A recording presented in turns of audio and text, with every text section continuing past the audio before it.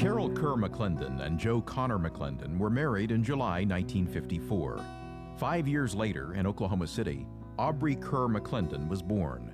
He attended Belle Isle Elementary, and by the age of 13 was delivering newspapers, selling holiday cards door to door, and mowing yards.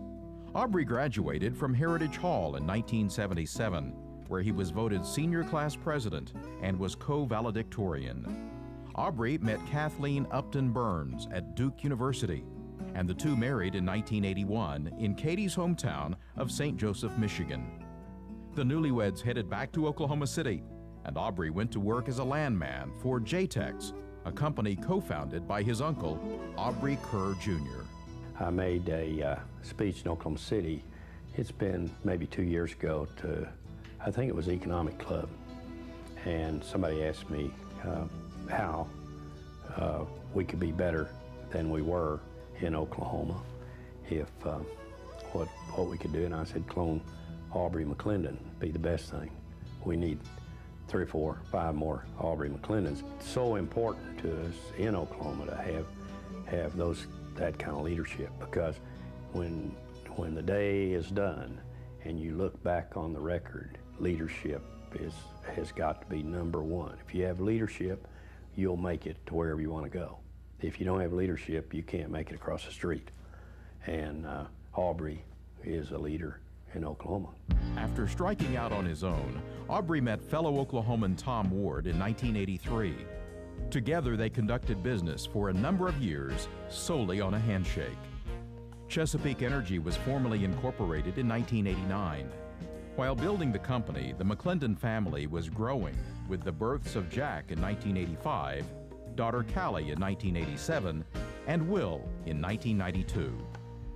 I don't generally quote Republican presidents, but Teddy Roosevelt said the credit belongs to the man in the arena whose face is marred by the blood, the sweat, and the dust. And Aubrey, you are that man in the arena. You fight for what you believe in, you say what you think, you are Captain Courageous. And I think you're the single most generous person I've ever met. And I'm not just saying that because I need something for lyric theater, at least not right now. Seriously, the generosity of you and Katie and Chesapeake has dramatically impacted the quality of life in this great state of ours. I know we have miles to go before we sleep, but Aubrey, tonight, congratulations on a great evening and a well-deserved honor, my friend. In 1993, Chesapeake went public on the NASDAQ Stock Exchange, and by 1995 was trading on the New York Stock Exchange. During the late 1990s, Chesapeake began focusing solely on natural gas exploration. Aubrey and Tom believed the resource would become a highly valued commodity, and today, Chesapeake is the nation's largest independent producer, with estimated revenues of almost $10 billion this year. In giving back to his community, Aubrey's generosity has benefited Heritage Hall, the Oklahoma City Food Bank, Duke University, and the Boys and Girls Clubs of Oklahoma City, among countless other worthwhile organizations. He has teamed up with nationally recognized architect Grant Elliott to enhance the physical landscape of Oklahoma.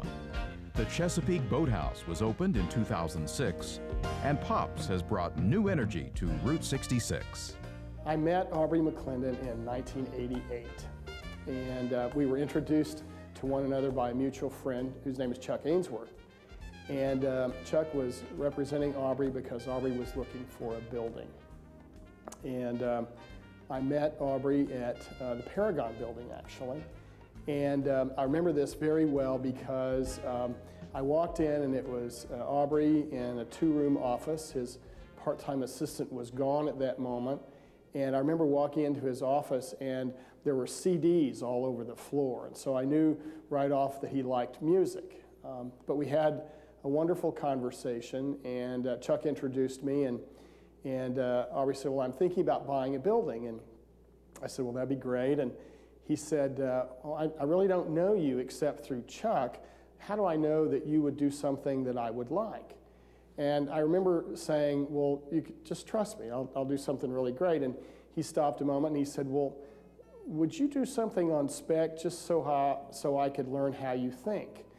And I remember pausing for just a moment and thought, I could either say no and then in a split second I said, sure, I'll do that. I'll take a chance. on you. And he said, great. And we're 20 years later and 50 projects. So in looking back, I guess Aubrey liked the idea. When not at the office, Aubrey usually can be found at home with his family and the family pets, or spending time at his farm in Arcadia. Whether wearing the hat as CEO of one of Oklahoma's largest companies or that of devoted son, Aubrey's most important and most cherished role is that of husband and father.